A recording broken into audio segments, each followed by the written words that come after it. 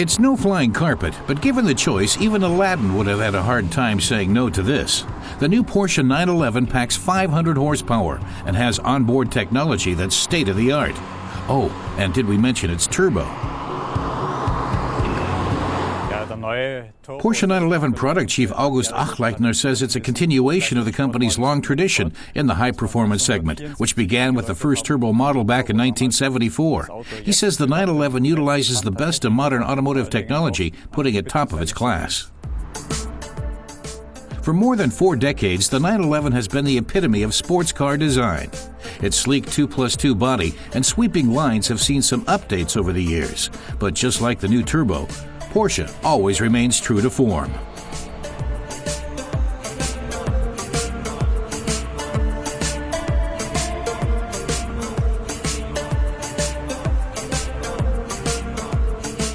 But enough said about the 911's looks. We want to hear how it sounds.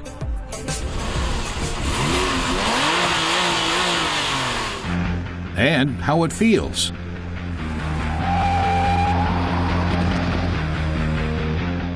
Out on the track, it's easy to see what a difference the turbo makes.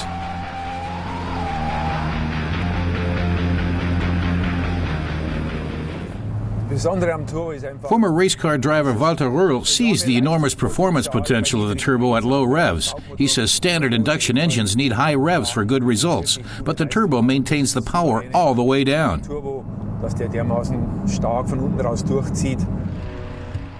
Direct fuel injection and a dual clutch, 7-gear transmission ensure an optimum transfer of power.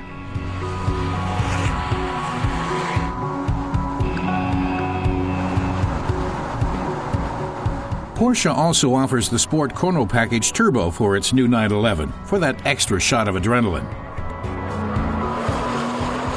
The package, says August Achleitner, tweaks the safety systems to kick in later, so experienced drivers can test their limits even further. It also raises the turbocharger pressure from 0.8 to 1 bar, allowing a whopping 700 Newton meters of torque. Sodass 700 Newtonmeter Drehmoment zur Verfügung stehen und da geht's dann richtig ab. Another feature is launch control for the speedy getaway.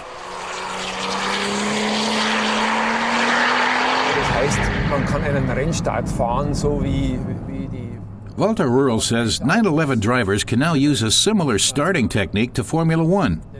The car is put into first gear.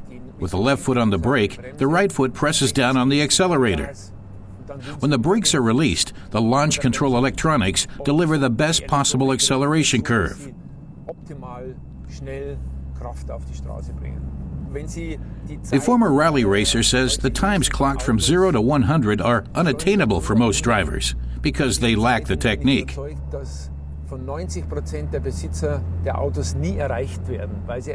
Not so in this car.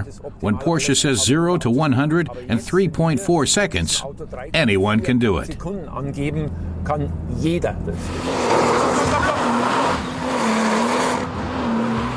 But these kinds of Gs come with a hefty price tag.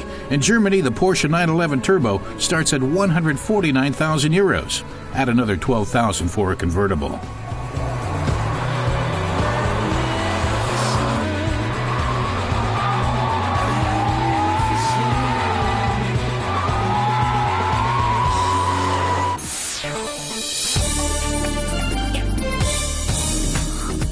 Ford has given its Galaxy minivan a facelift. It also got some technical upgrades and improved lighting. But the real change is under the hood.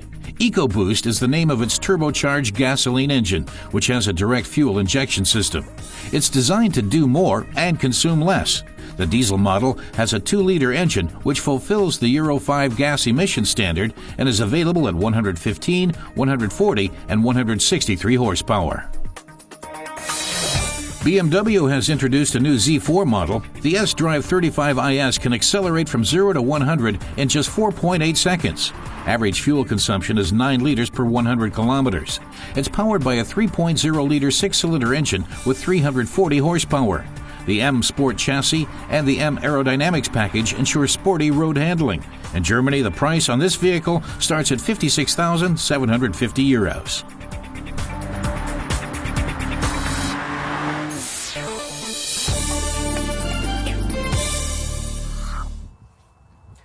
Matas Kurat, our test driver, tells us this might look like your average SUV, and it is, except for one difference. It's equipped to run on liquid propane gas. That keeps costs down since LPG is a lot cheaper than gasoline. But what's it like out on the road? Matas is going to take a spin and find out. The Captiva handles pretty much the same as its gas-driven counterpart, and a quick press of this button makes the switch from the standard fuel tank to LPG system. Liquid propane gas, autogas, LPG. It has a lot of names, but what is it exactly?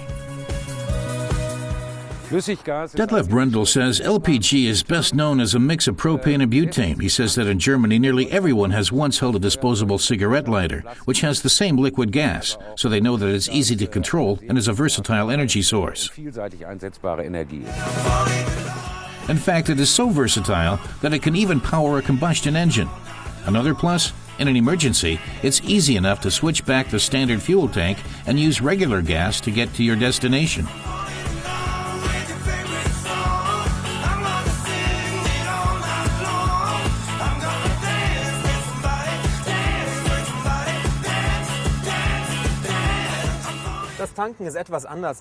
Matas says that refueling is a little different with this car. It is also equipped with a normal gas tank, but to fill up with LPG, you need an adapter, which he screws in down here. Make sure it's nice and tight, and then pull out the gas pump nozzle. Matas says in Germany, these are equipped with a matching screw plug. In other countries, different techniques are used to fit the nozzle to the car. But in Germany, the screw system is standard at LPG stations. You fit it into place, and then you have to return to the pump. You press a button the entire time to release the gas. This is for safety reasons. Sometimes the connection is leaky. As the pressure drops, the LPG cools, and that can cause frost damage.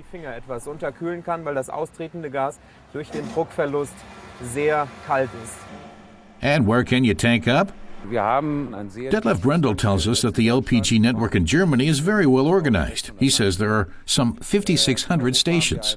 In Europe, the LPG network has about 17,000 stations. That means if you are driving outside of Germany, there are plenty of places to tank up.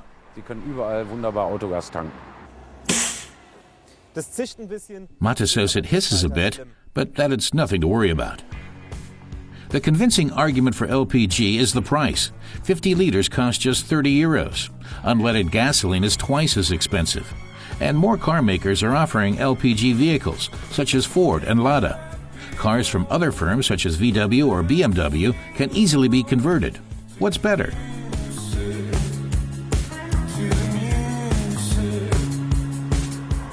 Detlef Brendel says that if a car maker offers to convert at the factory, that's a natural choice for him.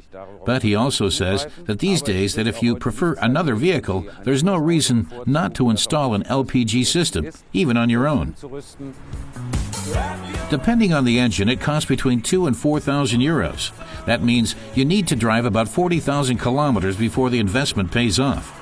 With our test vehicle, we're saving from the very first kilometer, because the LPG system was installed at no additional charge.